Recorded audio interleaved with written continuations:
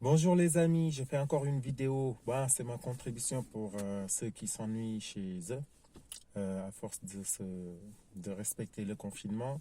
Donc cette vidéo, c'était juste une attention particulière à mes collègues infirmiers et infirmières qui sont dans les services, les aides-soignants aussi, et tous les agents hospitaliers qui ne sont pas forcément soignants, mais qui sont dans le dispositif et qui sont nécessaires à la continuité des soins et les personnels médicaux. Donc aujourd'hui, en ce moment, c'est la mode, hein, à chaque jour à 20 heures, il y a des applaudissements pour les personnels soignants. Bon, je pense qu'il y a beaucoup d'entre nous à qui ça fait plaisir. Moi, je suis partagé sur la question, je suis partagé parce que je trouve qu'il y a un côté à double tranchant dans ces habitudes.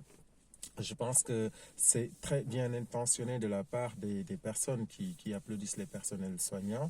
Mais quand j'écoute là à l'instant l'appel de Martin Hirsch, le directeur de l'AP-HP à Paris, qui a passé ces 10 dernières années à supprimer les effectifs et à réduire, à restreindre les budgets des hôpitaux et qui aujourd'hui appelle, parce qu'à la pitié salpêtrière, d'après les infos, les derniers lits de réanimation vont être occupés là dans les 24 heures.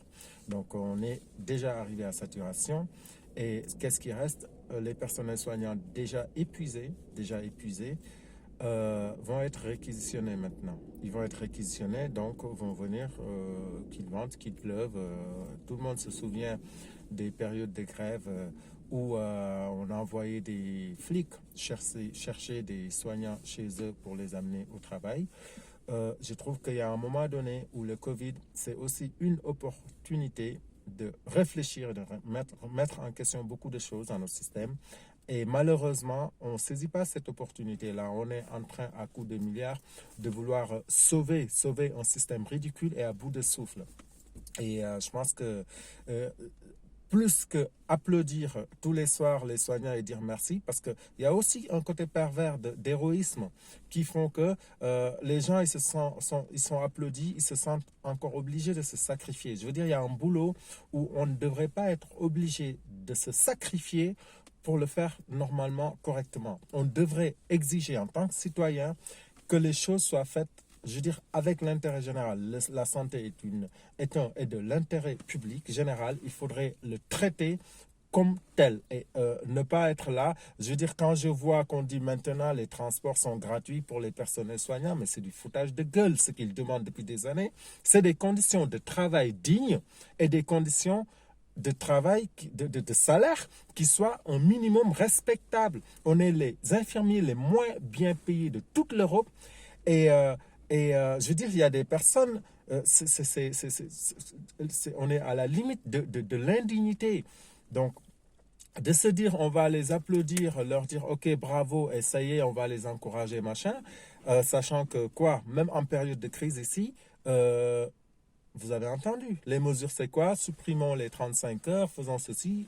C'est ça, on essaie de sauver un système financier et économique qui est complètement ridicule, euh, au détriment des humains. Parce que là, ceux qui sont en première ligne, qui se sacrifient, c'est quoi supprimer les 35 heures? Vous savez que les 35 heures, ça n'a jamais existé à l'hôpital.